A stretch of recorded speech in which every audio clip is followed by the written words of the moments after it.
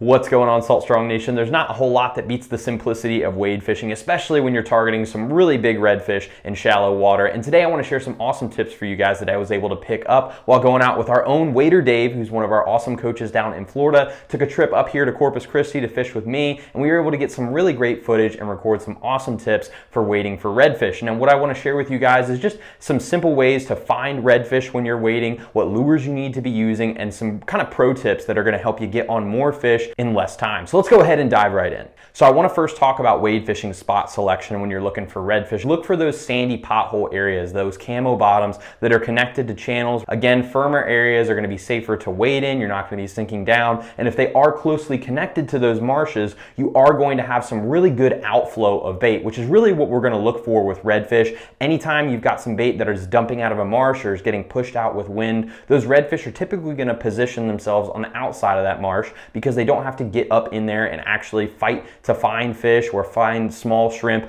All that wind is going to push those shrimp and push those bait fish out of that marsh, and they're going to be able to get on them really easily at those entrances. So all you have to do is find those shorelines that lead up to those marshes, especially if there's any seagrass around, any oysters. Those are great areas because those are structures that redfish can kind of position themselves on and ambush that bait. And it's really easy to walk those shorelines, especially if you've got a wade line of folks, to find out exactly what depth they're at and just get onto those redfish really quickly. Again, the outsides of these marshes where that bait is going to get dumped out on outgoing tides, and if you can find areas that are on the inverse where you can catch it on the incoming tide and there may be some sand or some seagrass on the inside of that marsh entrance, on incoming tides you can get onto a lot of fish as well. Just make sure that it is safe to walk around in that marsh. Last thing you want to do is get caught up in that bluff mud. But as far as lures go, really the only two lures that you're going to need is a small paddle tail and a jerk shad. This time of year in the summer, we've got a lot of bait fish that are moving around, and those redfish are really keyed in on those, but there are a good migration of shrimp that are moving out of the marshes as well. And a lot of times those small jerk shads are going to imitate both bait fish and shrimp depending on how quickly you work them, and redfish will take you up on both of those offerings. Again, as I've covered in a recent video, paddle tails are great to actually find the fish, and once you know exactly where they are, you can use those jerk shads like the Alabama leprechaun or the mirror lure little john, and you can get onto some really good fish.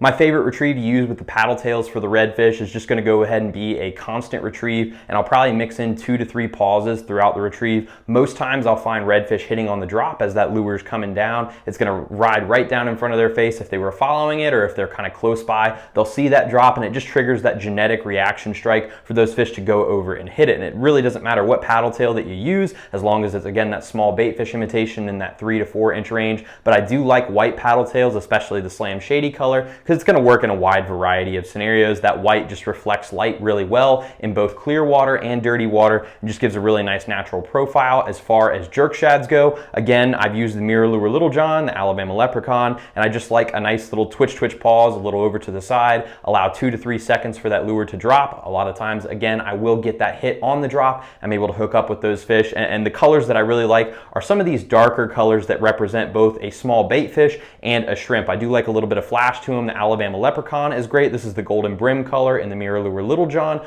Both of these kind of darker colors that have that little sparkle and fleck to them, I find that that's been the best producer for redfish recently as far as jerk shads go. Calling me short, Dave? Oh man, there's one that just shot. Nice. Let's go. He is running. There's some big reds in here, isn't there? Right here, just a classic spot. You know, we got a lot of good current flow, and we're just between 2 spoil islands, a lot of bait moving through. The wind is pushing bait through, and we found the clearer water. And I mean, we pulled up to the spot immediately. Dave doubled up with Johnny, and you know, we're all using those kind of smaller bait fish presentations. Just really erratic darting action. We've got a really good shad hatch right now. It just makes good sense to be throwing those types of lures, because that's just what the fish are keyed in on. Wader Day has been on the Little Johns, which is a fantastic jerk bait. You can really pick apart some of these smaller potholes that we're going through. And oh, there we go. And I'm using the Slam Shady paddle tail to kind of feel out different depths and figure out where these fish are at. So it's 2 different small styles of fishing as far as tackle goes, but it's the same general principle. We're feeling out these areas to find where the fish, it's a nice red, find out where the fish are kind of moving to get an easy little meal. That's some big fish.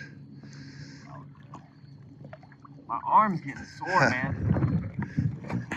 What's really nice about wading, though, is that these fish, again, as they're schooled up, if you're in a boat, very easy to bump fish with your boat, with your trolling motor. As we're wading, we're very, very quiet. We can hook into these fish. We're walking in a line, so it allows us to just really get the most out of a school. You've seen we've already hooked up and tripled up a couple times just because we're able to all work that area and not worry about spooking fish off. She's not quite ready to come in yet. No, he's still pretty green. Basically, my retrieve with this is just kind of a steady retrieve to cover some ground, almost a 4 count of a constant retrieve. And then I'll give probably about a 2 count drop just to allow any fish that were following it. And that's exactly what this fish did. He hit right on the drop. He was sitting there kind of following it. I can tell you exactly what he was doing.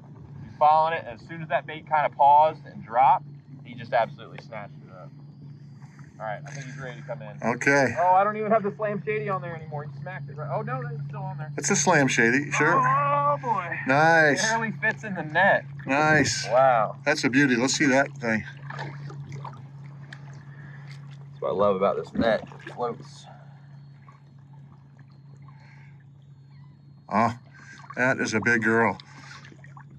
Look at that. Really cool spots on this fish. Okay, let me get I some. love it, man. I love wade fishing. And then you got the slam shady right there.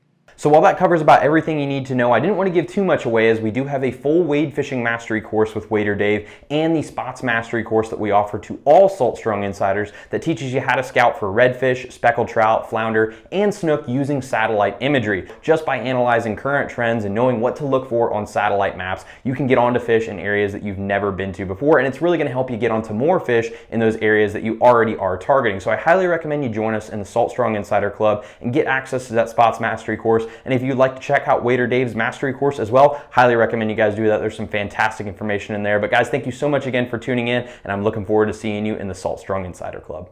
So if you're new to Salt Strong, just know that we're the best online fishing club in America because we literally guarantee that you'll be catching more fish in less time while saving money on your tackle. We do this by providing you with premium education, an exclusive online fishing community, and access to group discounts on the best saltwater fishing tackle. To learn more, go to saltstrong.com. We hope to see you in the Insider Club family soon.